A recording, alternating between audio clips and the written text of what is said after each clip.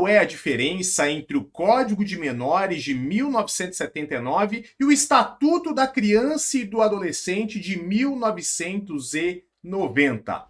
Vamos responder a essa pergunta tratando da base doutrinária da proteção da criança e do adolescente, começando pela doutrina da situação irregular e indo até a atual fase da doutrina da proteção integral. Olá, eu sou o professor Gustavo Cordeiro, promotor de justiça em São Paulo, professor do Estratégia Carreiras Jurídicas, e vamos imergir na base doutrinária de proteção da criança e do adolescente. O primeiro ponto importante para nós diz respeito a entender a doutrina da situação irregular. Essa doutrina tem como grande marco legislativo o Código de Menores de 1979. Lá na doutrina da situação irregular, o Estado não se preocupava em proteger ou disciplinar direitos para todas as crianças e todos os adolescentes. Não, a intervenção do Estado lá na doutrina da situação irregular se dava exclusivamente em relação aos menores que estavam à margem da lei, ou seja, os chamados menores abandonados ou carentes e também os chamados menores transgressores da lei. E mais, nós não tínhamos na doutrina da situação irregular um tratamento diferenciado entre os menores infratores e os menores abandonados. Todos eram tratados de maneira idêntica. E mais, se lá na antiga doutrina da situação irregular nós não tínhamos a previsão de direitos em relação a todas as pessoas com menos de 18 anos, lá os menores, assim era a nomenclatura utilizada lá no Código de Menores, que é o grande marco legislativo da doutrina da situação irregular, eles não eram considerados sujeitos de direitos. Não reconhecíamos direitos fundamentais a esses menores. Eles eram considerados meros objetos de relação jurídica.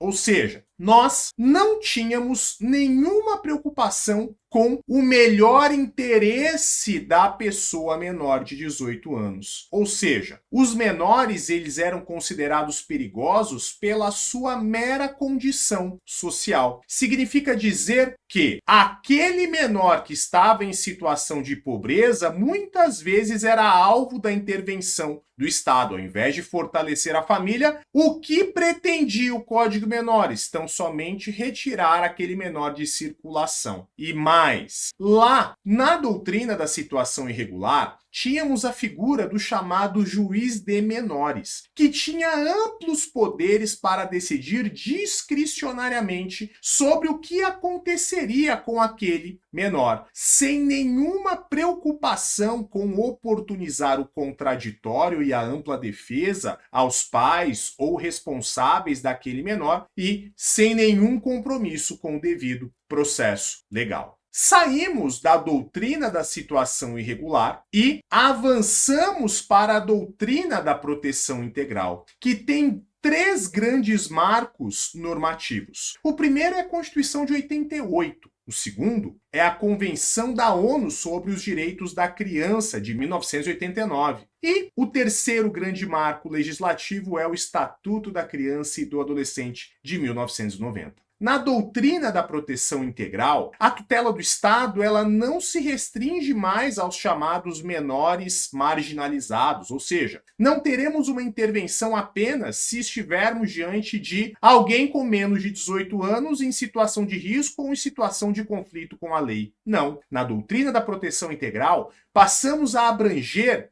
todas as crianças e todos os adolescentes. A própria nomenclatura muda. Se lá no Código de Menores usamos aquela expressão menor, aqui usamos a expressão criança e adolescente, uma expressão muito mais digna, muito menos preconceituosa. Aqui passamos a ter uma mudança de paradigma, porque crianças e adolescentes, na doutrina da proteção integral, passam a ser sujeitos de direitos e sujeitos de direitos fundamentais, não apenas objetos de relações jurídicas, como lá no Código de Menores. Aqui no ECA, na doutrina da proteção integral, passamos a reconhecer prioridade absoluta na garantia de direitos de crianças e adolescentes. Se antes o menor não tinha vez no Código de Menores, aqui no ECA, os direitos das crianças e dos adolescentes devem ser concretizados e implementados com prioridade absoluta em relação aos direitos dos adultos. E aqui passamos a ter um regime de responsabilidade tripartite, ou seja, não é apenas o Estado quem tem o dever de intervir em relação a crianças ou adolescentes, como acontecia no antigo Código de Menores. Passamos a ter aqui uma intervenção conjugada. Tanto a família como a sociedade e também o Estado, esses três entes possuem o dever de garantir os direitos das crianças e dos adolescentes. Então, de uma forma bastante ilustrativa, vamos analisar em quadros comparativos como era no antigo regime e como passou a ser no novo, atual e muito bem-vindo regime da proteção integral. O marco legislativo da doutrina da situação irregular era o Código de Menores de 1979, enquanto o marco legislativo da doutrina da proteção integral é o Estatuto da Criança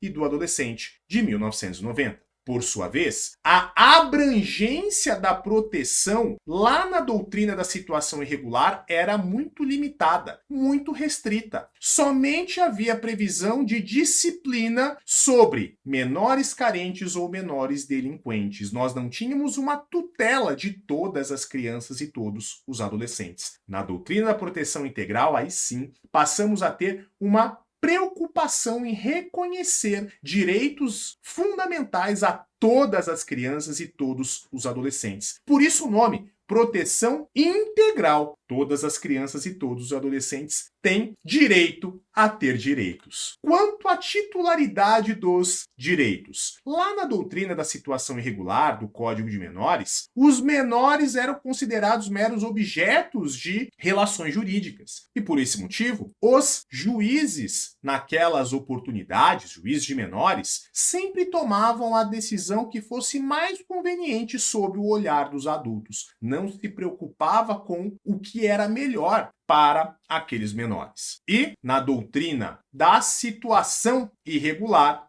tínhamos essa perspectiva. Agora, na doutrina da situação integral do ECA, nós passamos a ter a proteção integral. Na doutrina da proteção integral do ECA, passamos a ter uma ideia de que crianças e adolescentes são sujeitos de direitos e sujeitos de direitos fundamentais que devem ser concretizados com prioridade absoluta e observando o superior interesse da criança e do adolescente. Portanto, o juiz da infância e da juventude sempre deverá decidir as questões pensando naquilo que é melhor para a criança e para o adolescente. Se lá, na antiga sistemática da doutrina da situação irregular, a regra era a institucionalização, ou seja, não havia nenhuma preocupação com fazer com que crianças e adolescentes permanecessem no seio da sua família, agora, na doutrina da proteção integral, a prevalência da família é o princípio mais importante. De modo que eu só vou retirar uma criança ou um adolescente da sua família de origem para, por exemplo, um acolhimento institucional ou, eventualmente, para até uma adoção em último caso, se não houver nenhuma outra forma de permanecer essa criança ou esse adolescente no seio da sua família. Lá no antigo Código de Menores, o papel do Poder Judiciário era completamente diferente. O juiz de menores era onipotente e não havia necessidade de respeitar contraditória e ampla defesa. Agora, na doutrina da proteção integral, o devido processo legal deve ser respeitado e todos os direitos de defesa devem ser oportunizados aos pais e responsáveis dessas crianças e adolescentes em situação de risco. Lá, na antiga sistemática da situação irregular, apenas o Estado é que poderia ser chamado a intervir diante de uma situação em que crianças ou adolescentes estivessem implicados. Ao passo em que, na nova sistemática da doutrina da proteção integral, a responsabilidade é tripartite. Família, sociedade e Estado têm responsabilidades conjugadas para a promoção dos direitos fundamentais de crianças e adolescentes. E aí, vocês gostaram do vídeo, meus amigos? Querem mais informações que vão aparecer no seu concurso público sobre Estatuto da Criança e do Adolescente? Então, comenta aqui embaixo qual é o tema que você quer que nós tratemos num próximo vídeo. Eu sou o professor Gustavo Cordeiro, promotor de justiça em São Paulo,